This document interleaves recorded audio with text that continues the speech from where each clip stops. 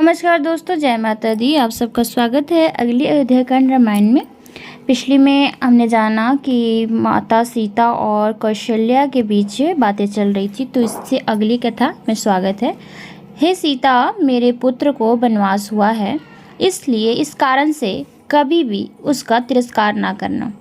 उसे सभी स्थितियों में अपना आराध्य देव ही मानना। सीता ने दोनों हाथ जोड़कर यह सलाह ग्रहण की और वह बोली, अपने पति के प्रति अपने कर्तव्यों से मैं भली भांति परिचित हूँ, इसलिए कृपया करके मुझसे उल्टा स्त्रियों की बातें ना कहें। राम से मेरा वही नाता है जो चांदनी का चंद्रमा से होता है। जिस प्रकार कोई भी बिना तारों से रहित नहीं होती अथवा कोई भी रथ पहियों के बिना नहीं होता, उसी प्रकार पति के बिना पत्नी का भी कोई भविष्य नहीं होता, भले ही उसके 1000 पुत्र ही क्यों ना हो। राम मेरे परमेश्वर हैं और वह हमेशा ही रहेंगे। भला मैं उनका तिरस्कार कैसे कर सकती हूँ। अपने पुत्र से आसन बिछोह की बात सुनकर कौशल्या रोने लगी। तब राम ने उन्हें आश्वस्त किया कि यह समय शीघ्र ही गुजर जाएगा। राम अपने पिता के पास गए और उनके चरण स्पर्श करने के बाद सीता और लक्ष्मण के साथ मिलकर उनकी प्रदक्षिणा की। इसके बाद राम ने अंतिम बार अपनी माता के चरण स्पर्श किए, जबकि लक्ष्मण ने अपनी माता सुमित्रा के चरण स्पर्श किए और सुमित्रा ने अपने पुत्र के माथों को चूमा। ठीक तभी सुमंत वहां पहुंच गए और उनके कहने पर राम रथ पर चढ़ गए और फिर सीता और लक्ष्मण भी रथ पर चढ़ गए। बिना देरी किए वे जंगल की ओर चल पड़े। जिस समय राम अयोध्या के रास्ते से होकर जा रहे थे, तो सभी नागरिक उनके दर्शनों के लिए आ गए। रथ से चिपटते हुए नागरिकों ने सुमंत से गिड़गिड़ा कर कहा, कृपया करके रथ को धीरे धीरे हाँकिए ताकि हम अंतिम बार राम को जी भरकर देख सकें। राम ने पीछे मुड़कर देखा तो उन्होंने अपने पिता को भीड़ के बीच से दौड़ कर आते हुए देखा। वह चिल्ला चिल्लाकर सुमंत से रथ रोकने का आग्रह कर रहे थे, परंतु अपने कर्तव्य से बंधे होने के कारण राम ने सारथी से कहा कि वह रथ को और तेजी से हाँक कर ले चले। इन विरोधी आदेशों से सुमंत दुविधा में पड़ गए कि वह रथ रोके या इसे और तेजी से हाँके।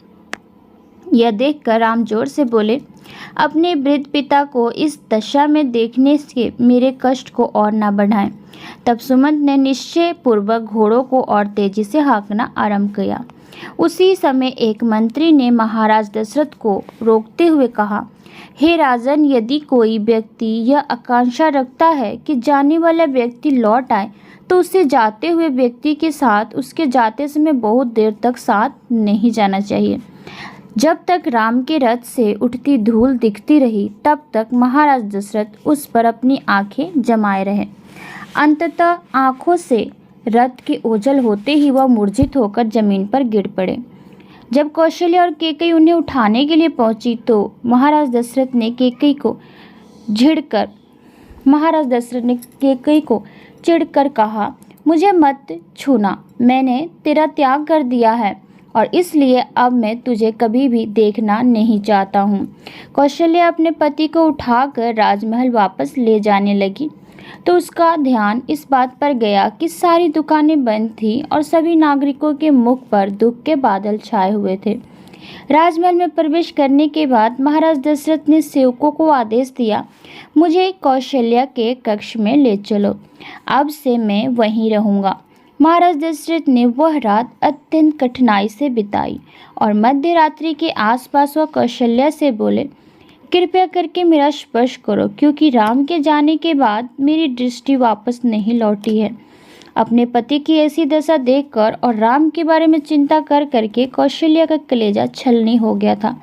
वह उसे शांत करने का प्रयास करते हुए सुमित्रा बोली, अपने पुत्र के बारे में चिंता ना करें, सीता और लक्ष्मण उनके साथ हैं, इसलिए राम को तनिक भी कठिनाई नहीं होगी। प्रिय कौशल्या, राम कोई सामान्य मनुष्य नहीं है, वह समस्त देवों के देव हैं। वह सूर्य को प्रकाशित करने वाले और शाश्वत समय के नियंता हैं। जब राम जंगल में पहुंचेंगे तो उसमें माता पृथ्वी और समस्त प्रकृति उनकी भक्ति में सेवा में जुट जाएंगे। आप यह निश्चित जानो कि आपका प्रिय पुत्र अवश्य ही एक दिन आपके पास लौट कर आएंगे।